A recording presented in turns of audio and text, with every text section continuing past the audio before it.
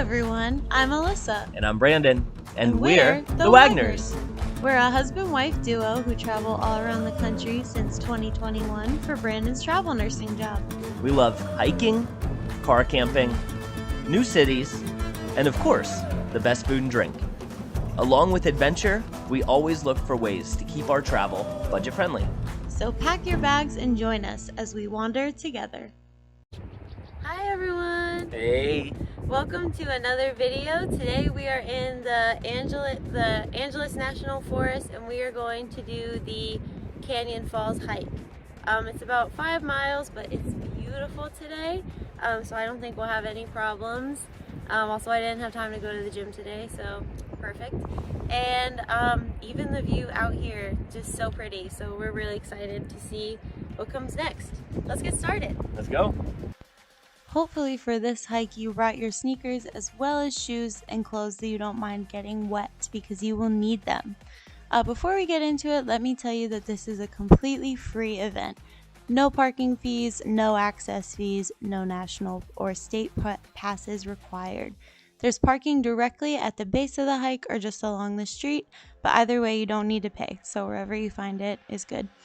Just use your normal safety precautions like locking your car and keeping your valuables hidden, as areas like this have no security. So as I mentioned, today's hike is very wet. Essentially, the trail to get to the falls weaves through the river that the falls create. So this trail is 4.6 miles out and back and has a 1,003-foot elevation gain. So sadly, I don't have that much footage of the actual river crossings because I was more worried about crossing the river. But all in all, we crossed the river like 8 times. The falls at the end are really, really rewarding though, and the views you get throughout the trip are worth it.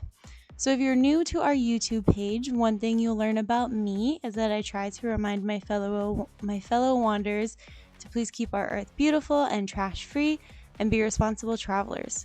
So luckily, I don't have to get too much into that today because along the trail, there is a great reminder of what happens to litterers.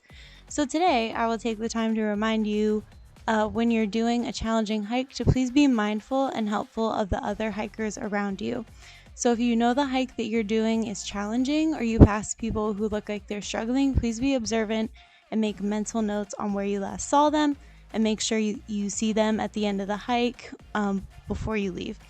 So luckily, I always travel with a nurse, but even if you have no medical training, you can still be vigilant and help someone who may have gotten injured or just needs assistance.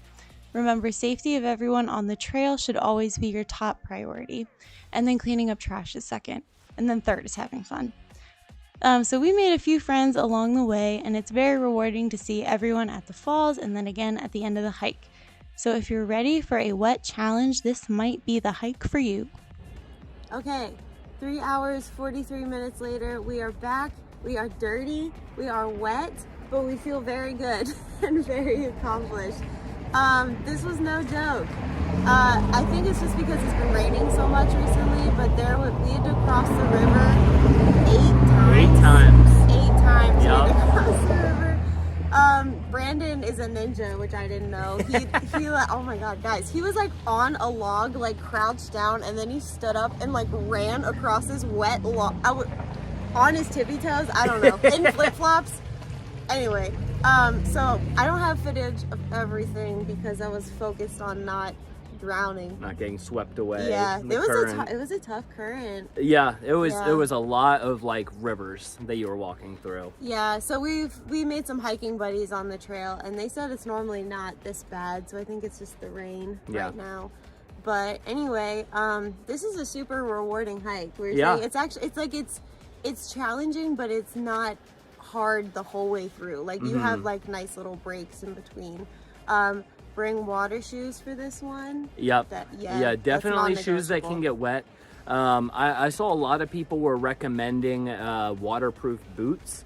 Those are an option whenever it's not so rainy recently. But right now, waterproof boots aren't even going to help you because it just goes up so high. I mean, there were points that it was thigh high on us, and I'm 5'11", she's 5'10", so or something. No, 5'7". 5'7". But yeah, I mean, still, way. we're both tall. We're both quite tall, and it was mid thigh at some point. So, you need some serious boots or some water shoes. So if you're ready for a challenge, this one is the one for you. I would not recommend children, dogs, strollers, or not handicapped accessible. So well, we saw someone carrying their little dog on their shoulders. Yeah. Yeah. So, I don't know. Maybe when it's not as high. It's probably not always better, that bad, but definitely there were a lot of areas where the trail was very thin, and some areas where many areas where you were crossing rivers. So very fun, very rewarding, but you know, not an easy one. Yeah, but we worked up an appetite and we're hungry, so it's dinner time. So till next time, bye. Yeah.